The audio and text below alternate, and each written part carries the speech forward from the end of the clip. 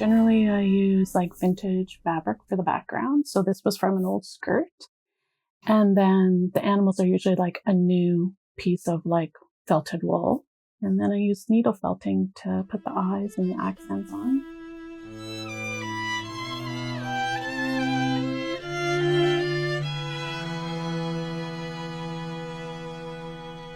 This is wool roving. It's 100% wool. And the needle that I use has like a lot of little barbs on it. I don't know if you can see the little barbs. The little barbs on there agitate the wool. So if you're working with natural fibers like wool or silk, it comes through on the back a little bit. And it just felts this wool to this wool.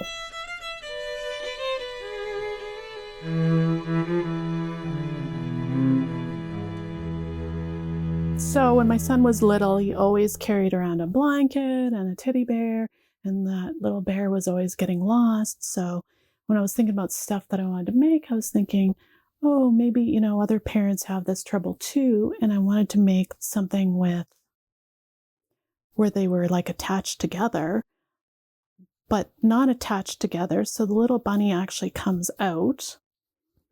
And it's just a little jacket that's attached on there. It's kind of significant to where I grew up in Saskatchewan, because in Saskatchewan, we call like little hooded jackets, we call them bunny hugs.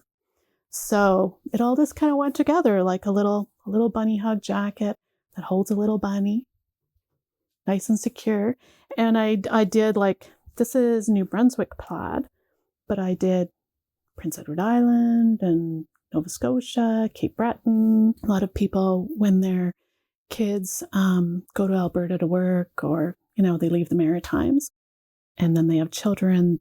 I've got a lot of grandmothers that send like plaid blankets to them, and they find that, I don't know, kind of a little part of the Maritimes coming to them.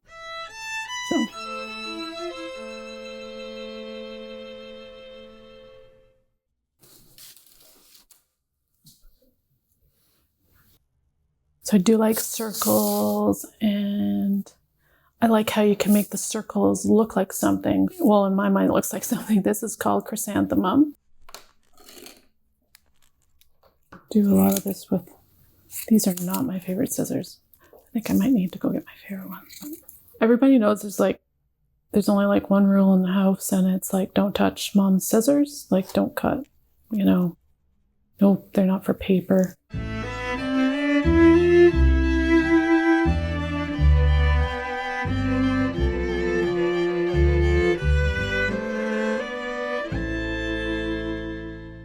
Just like keep collecting buttons. Like, this is a small like jar. I've got other, yeah. I mean, if you hoard fabric, you're going to hoard buttons too, I guess. I'm not sure.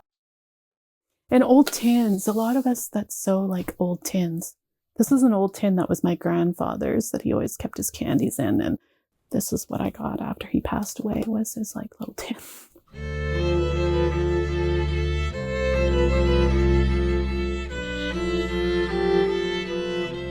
Anything's possible. When I think about it, anything's possible. I think that, with this, and it doesn't happen overnight. I can feel it, like, changing, like always changing. It takes, if it's going to be authentic, I think, to yourself, it takes years. I don't know, maybe some people can do it right away, but people tell me that at some point I would need to get a real job. Yeah, I started off really slow, but anything's possible. You choose your own adventure.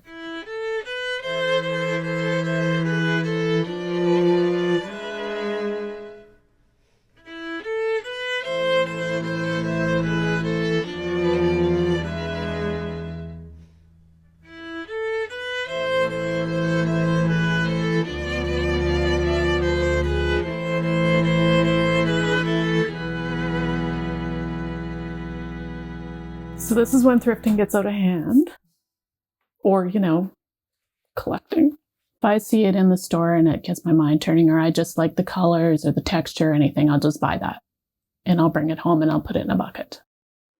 And then I'll design like a pattern, and then I'll sit down and I'll start going through my buckets and throwing everything out. And finding colors that go together and textures and everything. And that's pretty much how I work. So if you're if you work with fabric, we all hoard fabric. You can see some of the buckets coming out of this closet. I have another closet in the hallway that most people would use for their towels and linens. That's all fabric.